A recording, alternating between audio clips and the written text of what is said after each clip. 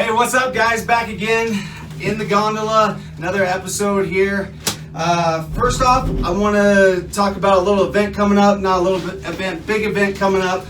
Fest, one of the biggest events that we got going on this winter. And it starts on Wednesday, ends on Saturday, goes 9th through the 12th, Wednesday to Saturday. Wednesday, there's a talent show at 6:30, and actually Brendan O'Hara, who's been on this show before, will be there, and he'll be in the talent show on Wednesday night. Thursday, the 4 o'clock shot ski, world's longest shot ski down Main Street in Breckenridge. 4:30 will be the parade on Main Street as well, and then 5 to 7 there's a bonfire in the South Gondola. That would be a good time. Friday, the ice plunge. I did that last year. I don't know if I'm going to do it this year or not.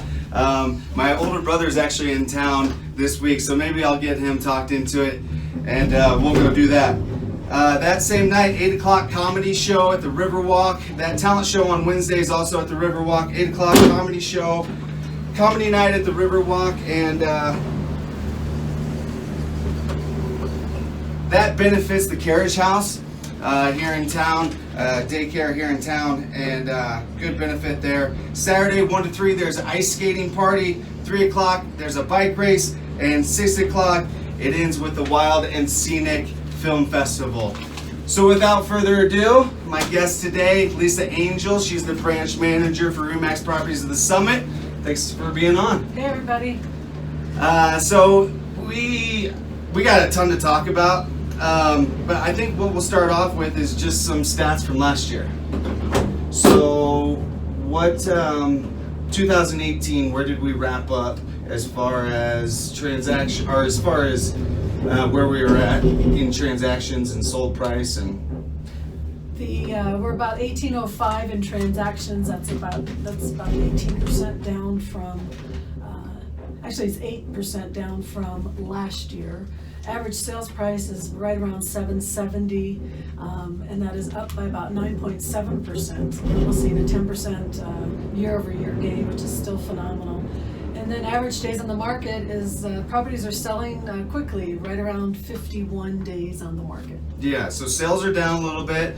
Price is still up. I think in 2017 we ended with like 16-17% annual appreciation. So it has gone down. You can look at it either way, right? You can look at it as we're close to 10% in appreciation ending this year. So I mean, any investment that you're gaining double digits on is a good investment in my opinion.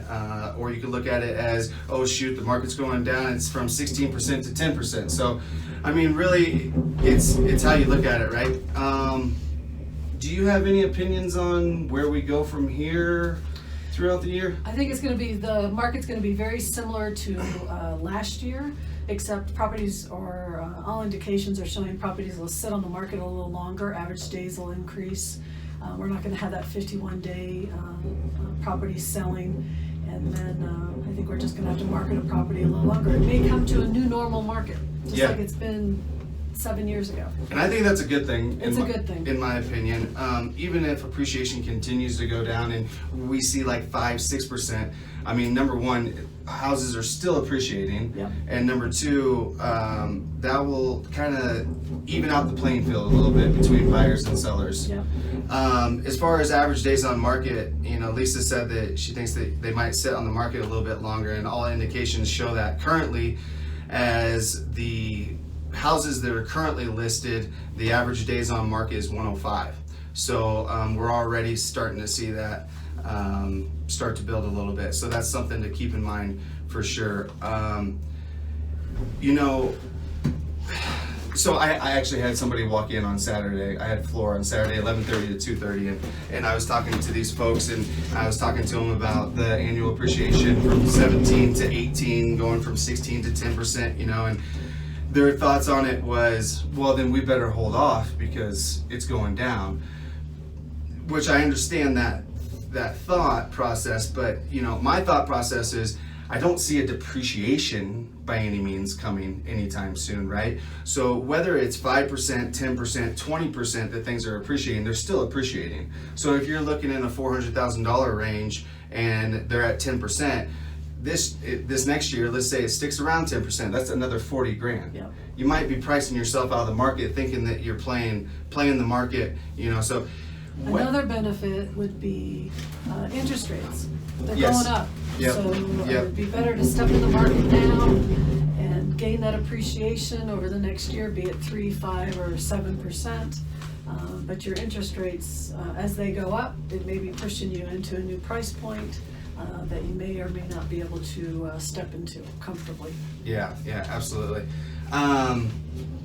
You know, we were talking a bunch of these numbers, and I actually, on our way over here, and I actually looked these up last week, and it was kind of eye-opening to me, because I was looking at them towards my goals, you know, where I have to be at in the market share, and what I have to do for deals to hit my mark, and it came out to about 1%, or a little under 1% of the market share is where my goal's at. So, hey. So that was really eye-opening for me, and I don't know. I think, like I said on a couple of my live videos last week, you know, one of my big goals this year is just putting the throttle down and keeping it down, and staying busy and staying consistent. And we talk about that. We actually have meetings that we talk about that in. Lisa puts on an accountability meeting for us. Every week. It's for our newer associates, but I'm getting input from our seasoned associates who want to join us too, because a lot of our new associates are doing phenomenal. And one of them is sitting right here, and that's Scott.